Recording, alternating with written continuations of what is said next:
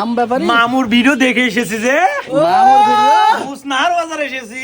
মামুর ভিডিও দেখা হ্যাঁ কঠিন ব্যাপারজি মামু হ্যাঁ, মামু মানে আরে বা হ্যাঁ বাহিরকার ব্যাপারী বাবা হ্যাঁ। আমার ভিডিও দেখে চাইপা পড়েছে নোটনাহার বাজারে রে বা কঠিন ব্যাপার স্যাপার। হে সবাই আসছে মানে তোমার ভিডিও দেখে কি কম দামে আম কেনার জন্য চলে আসছে সব নাকি কম দামে লয় হাদি ভাই তো আম তো লয় হ্যাঁ। তো রসমালাই বে রসমালাই এটা মধু মিরি মধু আরে মধু বাহ, হ্যাঁ মধু মধু হ্যাঁ আম তো লয় মধু হাজি মামু হ্যাঁ এত সস্তা আম নিয়ে আসেন কেন রে ভাই আরে ভাই মোসনাহার বাজার এসেছি, হ্যাঁ বসের ভিডিও দেখে এসেছি যে হ্যাঁ দাম তো কম হবেই।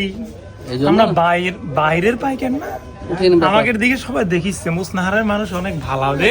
তাই না ইয়েস নসিনাহারের মানুষের ভালো আপনাদের কম দামে আম দিচ্ছে না হ্যাঁ এই পোষা থানার মানুষ অনেক ভালো দেখতেছেন আমের কি সাইজ কি কালার আসলে এই মুহূর্তে আসলে আমের চাহিদা একটু কম সে কারণে ব্যাপারীরা যারা বাইরে থেকে আসছে তারা লাভবান হচ্ছে তাই না লাভবান হচ্ছে না? ইয়েস ইয়েস ইয়েস আচ্ছা ভিডিও দেখে আসছে ভাই, এটাও বলে আপনাদের ভিডিও দেখে আম বিক্রি করতে আসছে আজকে। নোচনাহার বাজারে একবার যে আসবে হ্যাঁ যতদিন বাঁচবে মনে থাকবে, তাই না জান শান্তি করে দেবো রে।